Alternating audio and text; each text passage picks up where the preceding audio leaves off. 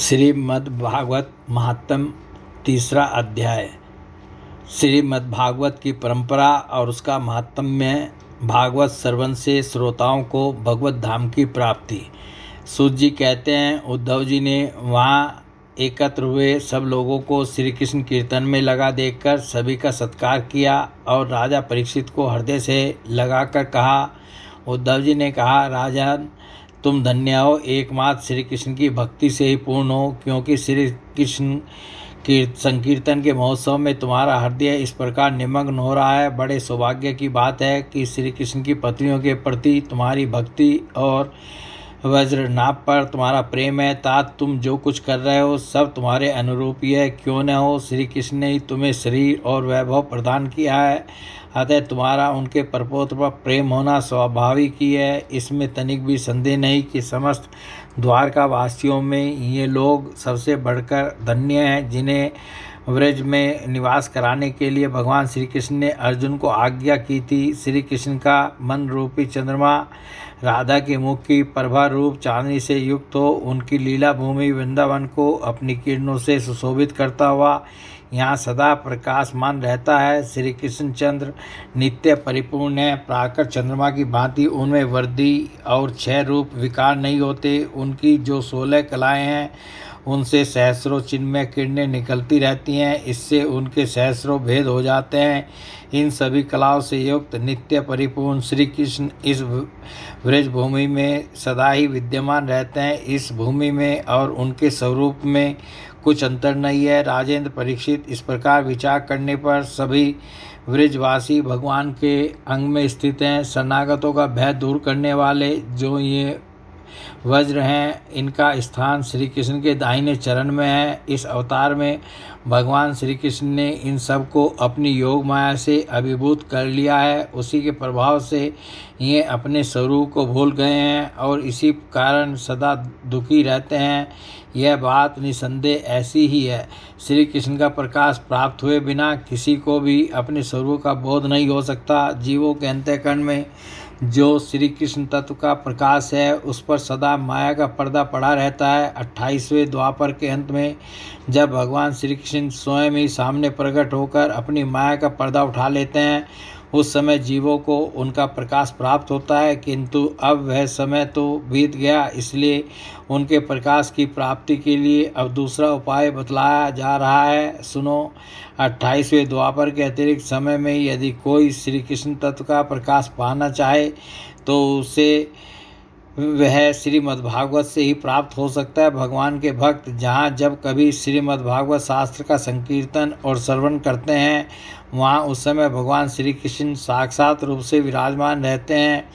जहाँ श्रीमद्भागवत के एक या आधे श्लोक का ही पाठ होता है, वहाँ भी श्री कृष्ण अपनी प्रियतमा गोपियों के साथ विद्यमान रहते हैं। इस पवित्र भारतवर्ष में मनुष्य का जन्म पाकर भी जिन लोगों ने पाप के अधीन होकर श्रीमद्भागवत नहीं सुना, उन्होंने मानो अपने ही हाथों अपनी हत्या कर ली। जिन बड़भागियों ने प्रतिदिन श्रीमद्भागवत शास्त्र का सेवन किया है, उन्होंने अपने पिता, माता और पत्नी तीनों के ही कुल का भलीभांति उद्धार कर दिया।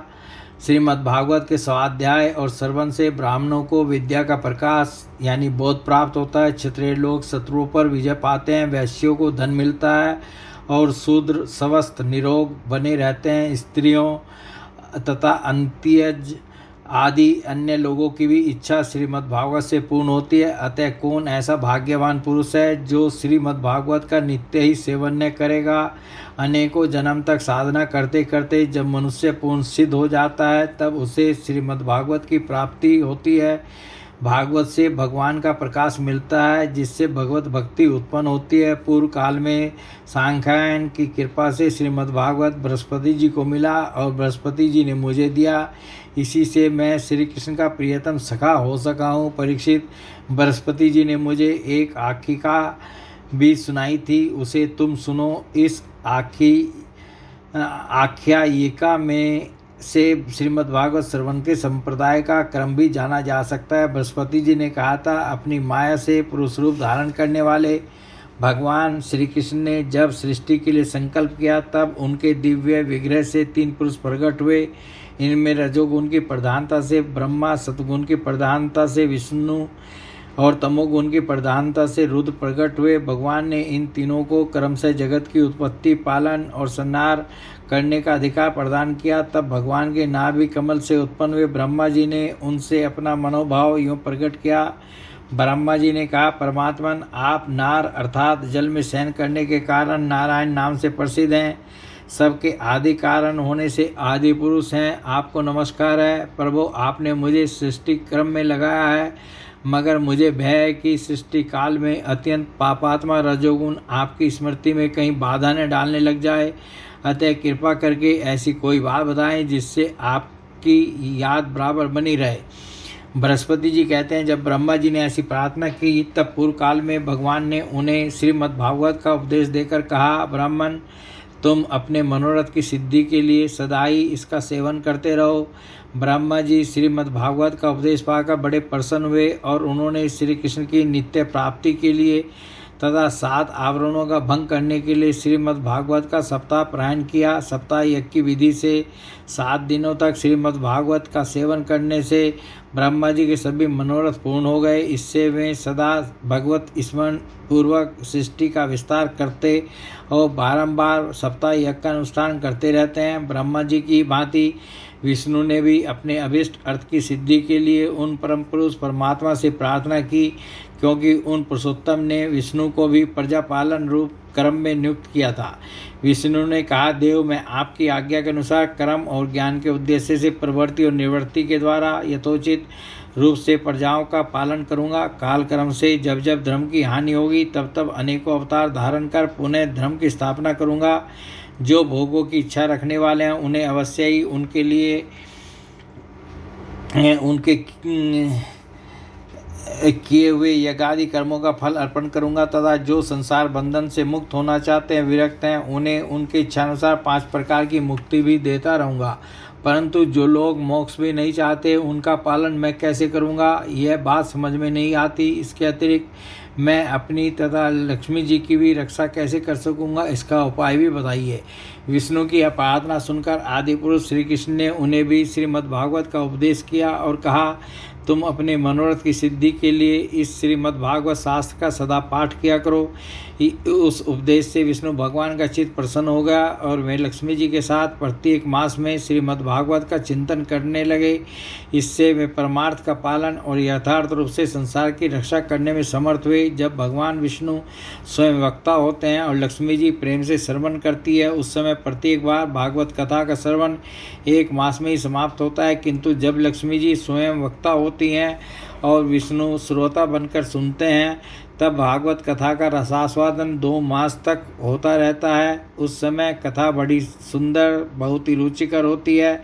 इसका कारण यह है कि विष्णु तो अधिकारारूढ़ हैं, उन्हें जगत के पालन की चिंता करनी पड़ती है, पर लक्ष्मी जी इन झंझटों से अलग हैं, अतः उनका हृदय निश्चिंत है।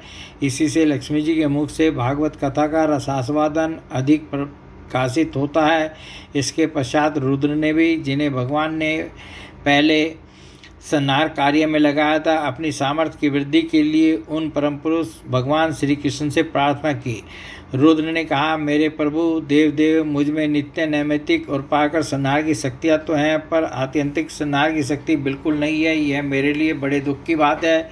इसी कमी की पूर्ति के लिए मैं आपसे प्रार्थना करता हूँ। बृहस्पति जी कहते हैं, रुद्र की प्रार्थना सुनकर नारायण ने उन्हें भी श्रीमद् भागवत का ही उपदेश किया। सदाशिव रुद्र ने 1 वर्ष में 1 पारायण के क्रम से भागवत कथा का सेवन किया।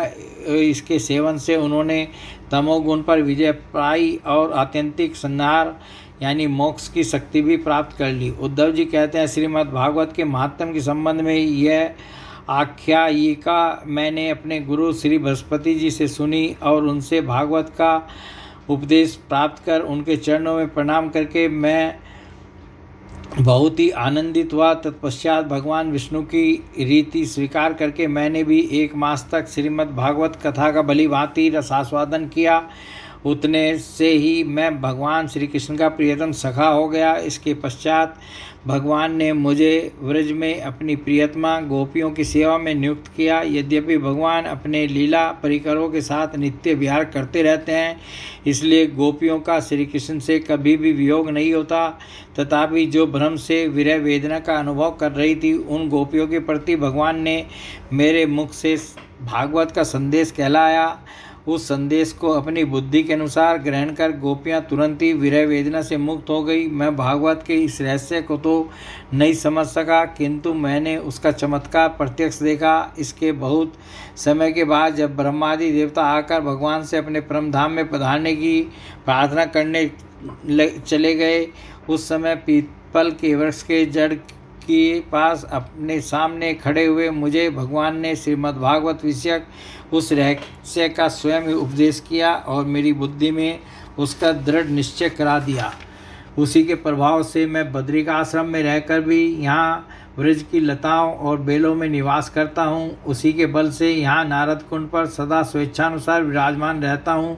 भगवान के भक्तों को श्रीमद्भागवत के सेवन से श्री कृष्ण तत्व का प्रकाश प्राप्त हो सकता है। इस कारण यहाँ उपस्थित हुए इन सभी भक्तजनों के कार्य की सिद्धि के लिए मैं श्रीमद्भागवत का पाठ करूँगा, किंतु इस कार्य में तुम्हें ही हमारी सहायता करनी पड़ेगी। सूत जी कहते हैं, यह सुनकर राजा परीक्षित उद्धव जी को प्रणाम करके उनसे बोले। परीक्षित ने कहा, हरिदास उद्धव जी, आप निश्चिंत होकर श्रीमद्भागवत कथा का कीर्तन करें। इस कार्य में मुझे जिस प्रकार की सहायता करनी आवश्यक हो उसके लिए आज्ञा दें। सूत जी कहते हैं, परीक्षित का यह वचन सुनकर उद्धव जी मन ही मन बहुत प्रसन्न हुए और बोले। उद्धव जी ने कहा, राजन, भगवान श्री कृष्ण ने जब से इस पृथ्वी तल का परित्याग कर दिया है, तब से यहाँ अत्यंत बलवान कलयुग का प्रभुत्व हो गया है। जिस समय यह शुभ अनुष्ठान यहाँ प्रारंभ हो जाएगा, बलवान कलयुग अवश्य इसमें बहुत बड़ा विघ्न डालेगा। इसलिए तुम दिग्विजय के लिए जाओ और कलयुग को जीतकर अपने वश में करो। इधर मैं तुम्हारी सहायता से वैष्णवी रीति का सहारा लेकर 1 महीने तक यहाँ श्रीमद्भागवत कथा का रसास्वादन कराऊंगा और इस प्रकार भागवत कथा के रस का प्रसार करके इन सभी श्रोताओं को भगवान मधुसूदन के नित्य गोलोक धाम में पहुंचाऊंगा। सूत जी कहते हैं, उद्धव जी की बात सुनकर राजा परीक्षित पहले तो कलयुग पर विजय पाने के विचार से बड़े ही प्रसन्न हुए, परंतु पीछे यह सोचकर कि मुझे भागवत कथा के श्रवण से वंचित ही रहना पड़ेगा, चिंता से व्याकुल हो उठे। उस समय उन्होंने उद्धव जी से अपना प्राय इस प्रकार प्रकट किया। राजा परीक्षित ने कहा, हे तात, आपकी आज्ञा के अनुसार तत्पर होकर मैं कलयुग को तो अवश्य ही अपने वश में करूँगा, मगर श्रीमद्भागवत की प्राप्ति मुझे कैसे होगी? मैं भी आपके चरणों की शरण में आया हूँ, अतः मुझ पर भी आपको अनुग्रह करना चाहिए। सूत जी कहते हैं, उनके इस वचन को सुनकर उद्धव जी पुनः बोले। उद्धव जी ने कहा, राजन, तुम्हें तो किसी भी बात के लिए किसी प्रकार की भी चिंता नहीं करनी चाहिए, क्योंकि इस भागवत शास्त्र के प्रधान अधिकारी तो तुम ही हो। संसार के मनुष्य नाना प्रकार के कर्मों में रचे पचे हुए हैं। ये लोग आज तक प्राय भागवत श्रवण की बात भी नहीं जानते। तुम्हारी प्रसाद से इस भारतवर्ष में रहने वाले अधिकांश मनुष्य श्रीमद् भागवत की कथा प्राप्ति होने पर शाश्वत सुख प्राप्त करेंगे। महर्षि भगवान श्री सुखदेव जी साक्षात नंद नंदन श्री कृष्ण के स्वरूप हैं, वे ही तुम्हें श्रीमद् भागवत की कथा सुनाएंगे, इसमें तनिक भी संदेह की बात नहीं है। राजन, उस कथा के श्रवण से तुम व्रजेश्वर श्री कृष्ण के नित्य धाम को प्राप्त करोगे। इसके पश्चात इस पृथ्वी पर श्रीमद् भागवत कथा का प्रचार होगा। अतः राजेंद्र परीक्षित, तुम जाओ और कलयुग को जीतकर अपने वश में करो। सूत जी कहते हैं, उद्धव जी किस प्रकार कहने पर राजा परीक्षित ने उनकी परिक्रमा करके उन्हें प्रणाम किया और दिग्विजय के लिए चले गए। इधर वज्र ने भी अपने पुत्र प्रतिभाव को अपनी राजधानी मथुरा का राजा बना दिया और माताओं को साथ लेकर उस स्थान पर जहां उद्धव जी प्रकट हुए थे जाकर श्रीमद् भागवत सुनने की इच्छा से रहने लगे। तदंतर उद्धव जी ने वृंदावन में गोवर्धन पर्वत के निकट 1 महीने तक श्रीमद् भागवत कथा के रस की धारा बहाई। उस रस का आस्वादन करते समय प्रेमी श्रोताओं की दृष्टि में सब और भगवान की सच्चिदानंदमयी लीला प्रकाशित हो गई और सर्वत्र श्री कृष्णचंद्र का साक्षात्कार होने लगा। उस समय सभी श्रोताओं ने अपने को भगवान के स्वरूप में स्थित देखा। वज्रनाभ ने भी श्री कृष्ण के दाहिने चरण कमल में अपने को स्थित देखा और श्री कृष्ण के विरह शोक से मुक्त होकर उस स्थान पर अत्यंत सुशोभित होने लगे। वज्रनाभ की वे रोहिणी आदि माताएं भी रास की रजनी में प्रकाशित होने वाले कृष्ण रूपी चंद्रमा के विग्रह में अपने को कला और प्रभा के रूप में स्थित देख बहुत ही विस्मित हुई और अपने प्राण प्यारे की विरह वेदना से छुटकारा पाकर उनके परम धाम में प्रविष्ट हो गई। इनके अतिरिक्त भी जो श्रोतागण वहाँ उपस्थित थे वे भी भगवान की नित्य अंतरंग लीला में सम्मिलित होकर इस स्थूल व्यावहारिक जगत से तत्काल अंतर्ध्यान हो गए। वे सभी सदा ही गोवर्धन पर्वत के कुंज और झाड़ियों में, वृंदावन, काम्यवन आदि वनों में तथा वहाँ की दिव्य गौओं के बीच में श्री कृष्ण के साथ विचरते हुए अनंत आनंद का अनुभव करते रहते हैं। जो लोग श्री कृष्ण के प्रेम में मग्न हैं उन भावुक भक्तों को उनके दर्शन भी होते हैं। सूत जी कहते हैं, जो लोग इस भगवत प्राप्ति की कथा को सुनेंगे और कहेंगे उन्हें भगवान मिल जाएंगे और उनके दुखों का सदा के लिए अंत हो जाएगा। तीसरा अध्याय समाप्त। बोले भगवान श्री कृष्ण महाराज की जय।